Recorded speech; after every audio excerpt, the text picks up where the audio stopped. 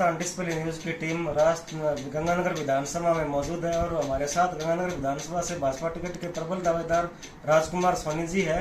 तो उनसे जानने का प्रयास करते हैं कि क्या राजस्थान में भाजपा की सरकार बनेगी या सरकार रिपीट होगी। तो सोनी साहब, सबसे पहले आप हमें ये बताइए कि महिला आरक्षण बिल दोनों सदनों में पास हो गया है, तो क्या आपको नहीं लगता कि वो तत्काल प्रभाव से लागू होना चाहिए था, उसको 2026 तक डिले करना क्या सही है? राजस्थान डिस्प्ले टीम का मैं स्वागत करता हूं और गंगानगर के मेरे सभी मित्रों दोस्तों को भी मैं नमस्कार और प्रणाम करता हूं। महिला वंदन अधिनियम जो 2023 अभी लोकसभा में पास किया है, अब उसको लागू करने की बात है। 2026 का समय इसलिए रखा है कि कुछ चीजें इसमें और ठीक करने वाली हैं, क्योंकि पूरे देश में एक साथ लागू हो ये प्रयास है। कुछ विधानसभाओं में लागू हो, कुछ बाद में लागू हो, ऐसा नहीं होगा। मोदी जी का प्रयास है, पहले तो प्रयास है वन नेशन वन इलेक्शन, एक देश और एक चुनाव। कोशिश की जाएगी कि सारी चीजें धीरे धीरे ठीक करके और देश में, लेकिन आप देखो कि कांग्रेस महिला महिला महिला महिला करती रहती है। पिछले 70 सालों में कांग्रेस ने कभी कोशिश नहीं की भाई महिलाओं को 33% आरक्षण मिले। लेकिन मोदी जी ने नारी की वंदन करते हुए नारी वंदन अधिनियम जो लाए हैं, उससे देश में एक संदेश गया है, क्योंकि इस देश की 140 करोड़ आबादी की आधी जनसंख्या महिलाओं की है। तो बहुत बड़ा काम देश में हुआ है। राजस्थान में करीब 66 महिलाएं आने वाले समय में विधानसभा में बैठेंगी और देश के संसद में भी 33% महिलाएं जीत कर जाएंगी। तो ये बहुत बड़ा काम देश में हुआ है। इसलिए नारी शक्ति का, महिला शक्ति का मोदी सरकार के प्रति और भाजपा के प्रति इस फैसले से उनका झुकाव और उनका भारतीय जनता पार्टी के पक्ष में देश की महिला खड़ी हो गई है, ये निश्चित तौर पर बहुत अच्छा फैसला है। और मैं ये मानता हूँ कि 2014 के बाद जब से मोदी जी ने देश की सत्ता संभाली है, उन्होंने अनेक ऐसे काम किए हैं। क्योंकि मैं छोटा था, मुझे आज भी याद है कि मैं 1990 में मुरली मनोहर जोशी ने एकता यात्रा निकाली थी। हम नारा लगाया करते थे कि जो कश्मीर हमारा है वो सारे का सारा है, कश्मीर खून मांगो खून देंगे, खीर मांगो खीर देंगे, कश्मीर मांगो चीर देंगे। तो कभी सोचते ही नहीं थे सपने में कि धारा 370 हटेगी। लेकिन मोदी जी ने ऐसी गोटी पिट की और वहीं की असेंबली से प्रस्ताव मंगाकर धारा 370 को हटाना, देश में बहुत बड़ा काम हुआ है। मैं राम मंदिर आंदोलन में अयोध्या में 2 बार गया।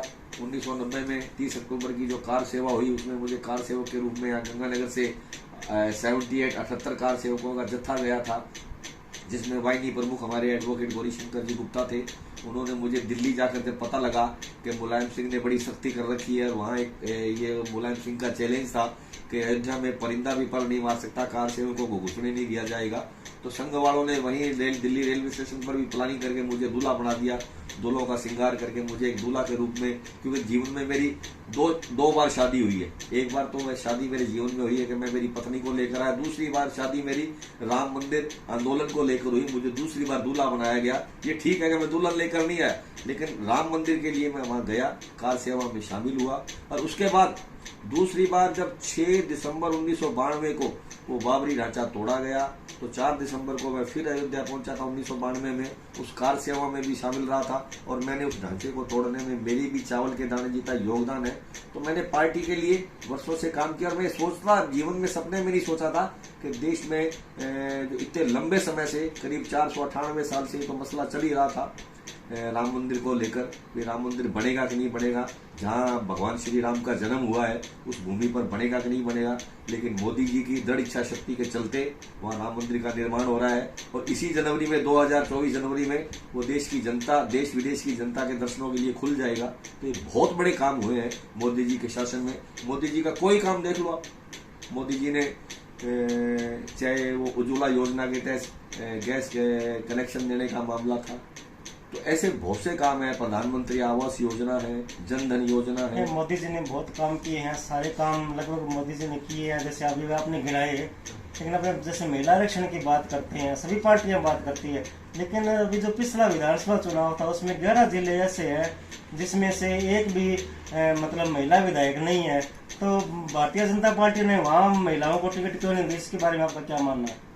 निश्चित तौर पर कुछ चीजें मैं कहता हूँ कि एक क्या होता है कि महिलाओं को आरक्षण देने के लिए, क्योंकि पहले तो महिला को घरेलू ही चीज समझा था, अभी घर में काम करती है, घर की दहलीज से बाहर नहीं निकलने दिया जाता था।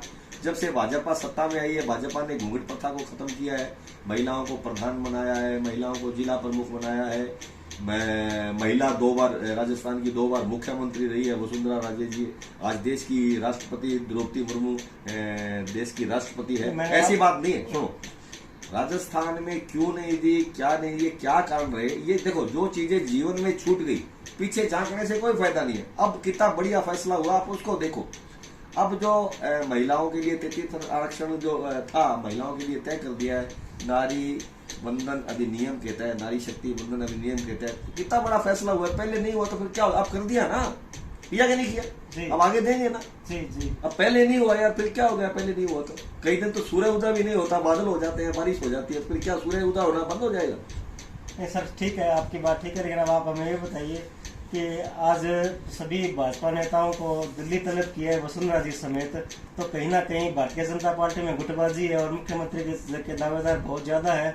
तो कहीं ना कहीं आपको नहीं लगता कि गुटबाजी आने वाले चुनाव में भाजपा को नुकसान पहुंचा सकती है? कोई गुटबाजी नहीं है। वसुंधरा जी से बड़ा वर्तमान में राजस्थान में कोई चेहरा नहीं है।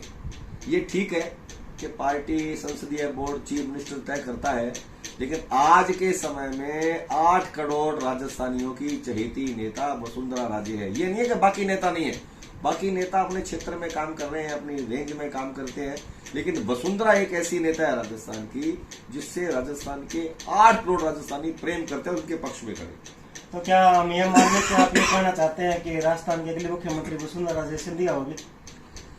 देखिए, अब मेरी तो इच्छा है, मेरा तो मन कहता है कि वसुंधरा जी बननी चाहिए, क्योंकि इन्होंने इनकी भामाशाह महिला सशक्तिकरण योजना थी, इनकी बहुत सी ऐसे काम इन्होंने राजस्थान में किए हैं, चाहे वो महिलाओं के लिए, प्रत्येक वर्ग के लिए किया है। और वसुंधरा जी अगर राजस्थान में मुख्यमंत्री बनती हैं तो जो बीमारू प्रदेश राजस्थान एक गति पकड़ गया था, गहलोत के पिछले 5 साल के शासन है, उसे फिर से बीमारू प्रदेश बना दिया है। वसुंधरा जी अगर आएंगी तो राजस्थान तरक्की करेगा, राजस्थान विकास में नया आयाम स्थापित करेगा, ये मेरा मानना है। आप भी गंगानगर विधानसभा से टिकट के प्रमुख दावेदार है, कुछ बड़े चेहरे भी है, बड़े चेहरों के बीच में आप भी है और आपका नाम पैनल में सूत्रों के हवाले से प्रमुखता से चल रहा है। तो अगर पार्टी आपको मौका देती है तो आपकी क्या प्राथमिकता रहेगी शहर के प्रति?